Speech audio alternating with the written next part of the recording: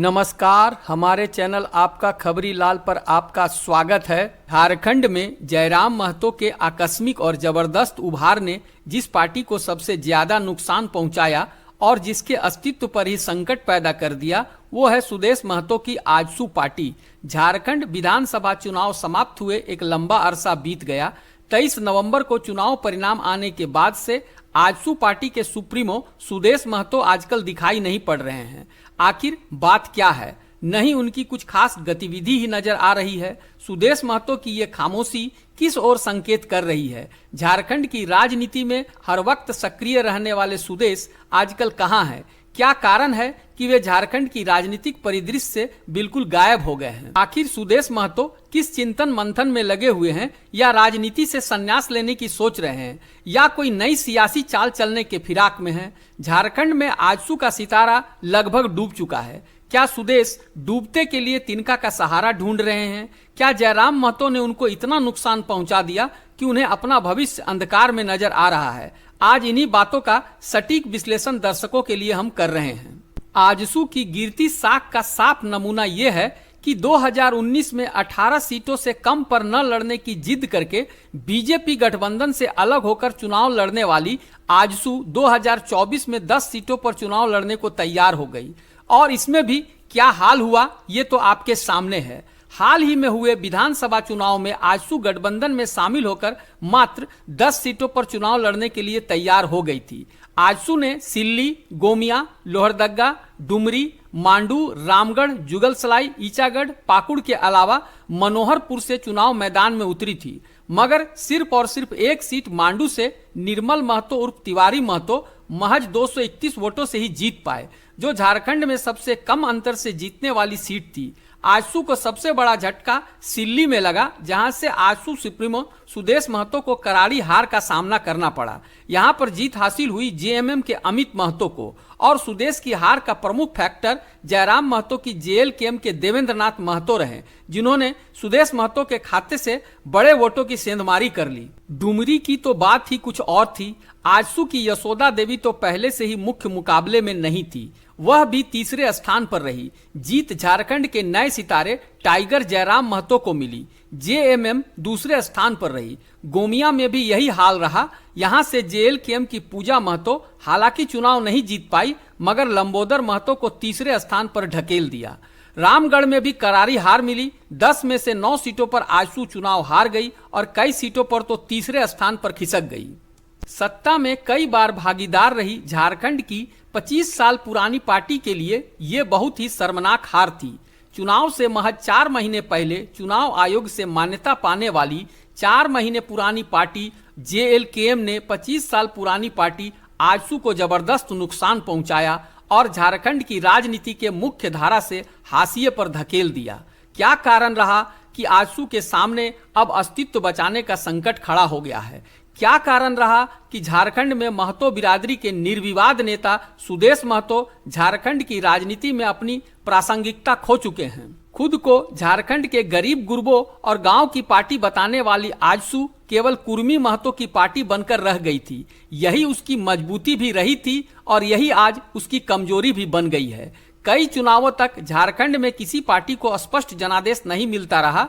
मिली जुली सरकार बनती रही और सुदेश महतो गठबंधन सरकारों में उप मुख्यमंत्री बनते रहे, मगर 2014 से स्थितियां बदल गई। बीजेपी को पूर्ण बहुमत मिला और सुदेश खुद सिल्ली सीट हार गए। यहीं से आजसू का अवसान शुरू हो गया।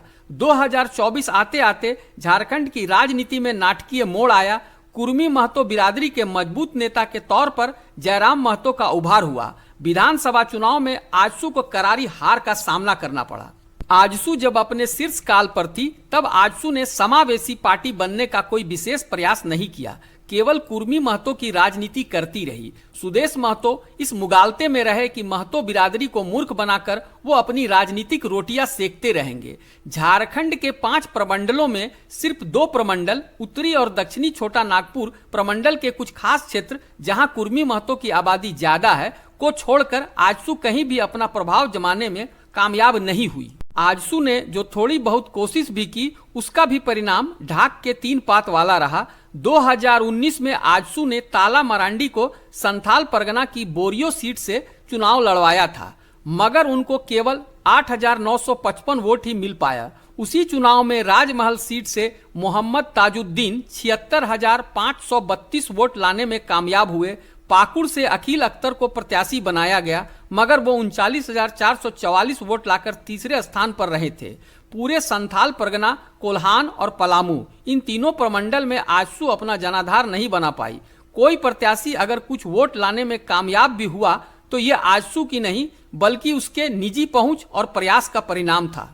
कुर्मी महतो को एसटी में शामिल करने वाले मुद्दे का लाभ भी आजसू नहीं ले पाई, उल्टे उसे इसका नुकसान झेलना पड़ा। 1932 खतियान का मुद्दा, स्थानीयता जैसे मुद्दों पर आजसू कभी भी अपना रुख स्पष्ट तौर पर सामने नहीं रख पाई। वहीं उसकी साझेदार बीजेपी की राय इस मुद्दे पर कुछ अलग थी। जयराम ने आजसू के इस ढुलमुल रवैये का लाभ उठाया। इन मुद्दों पर अपनी मुखर राय रखकर अपने आक्रामक अंदाज से आजसू को भयानक नुकसान पहुंचाते हुए उसकी जड़ें ही काट दी। जयराम के जबरदस्त वार से आजसू चारों खाने चित्त हो गई और अब बात इज्जत बचाने तक पर आ गई है। राजनीतिक पंडितों का मत है कि आजसू इस करारी हार से झारखंड की राजनीति में अपनी प्रासंगिकता तो खो ही चुका है, उसके अस्तित्व पर भी संकट खड़ा हो गया है। चुनाव में हार जीत लगी रहती है, हारने वाले फिर से जीत कर खड़े हो जाते हैं। झारखंड के महतो बिरादरी के वोट आजसू का मुख्य वोट बैंक था, मगर जिस तरह से टाइगर जयराम ने महतो वोटों पर अपना कब्जा जमाया है, उससे लगता नहीं कि आजसू फिर से दोबारा उठ खड़ी हो पाएगी। सुदेश महतो भी भयभीत हैं। वह समझ चुके हैं कि झारखंड के नए सितारे जयराम महतो के सामने उनकी एक नहीं चलने वाली। जब समय था तब उन्होंने झारखंड की तो छोड़ दीजिए, महतो बिरादरी के लिए भी कुछ खास काम करने में असफल रहे, और अब तो हालात बदल चुके हैं। जयराम महतो ने उनका सिंहासन छीन लिया है। आने वाले समय में जयराम महतो का एक छत्र राज रहेगा।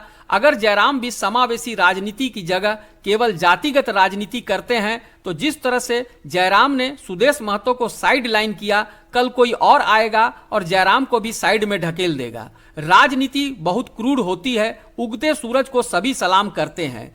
जयराम झारखंड के उगते सूरज हैं और अपनी चमक को किस तरह बरकरार रखना है ये ध्यान रखना ही होगा। फिलहाल सुदेश महतो की एक दो ट्वीट के अलावा कुछ गतिविधियां देखने नहीं मिल रही है। सुदेश हार के विश्लेषण में लगे हुए हैं या सुदेश कोई नई सियासी चाल चलने के फिराक में है और उसके लिए रणनीति बना रहे हैं, साथ ही सही मौके की तलाश में हैं। आप सभी दर्शक क्या सोचते हैं कि क्या सुदेश दोबारा उठ खड़े होने में कामयाब हो पाएंगे, या फिर जयराम ने आजसू की जड़ें इस तरह खोद दी है कि अब आजसू का नामो निशान भी धीरे धीरे मिट जाएगा और आजसू पंचायत चुनाव लड़ने वाली पार्टी बनकर रह जाएगी। अपनी राय हमें कमेंट में जरूर दें। साथ ही इस तरह के बेबाक विश्लेषण प्रस्तुत करने वाले हमारे चैनल आपका खबरी लाल को सब्सक्राइब कर ले और बेल आइकन दबा ले ताकि हर अगली खबर पर आपकी नजर बनी रहे। धन्यवाद।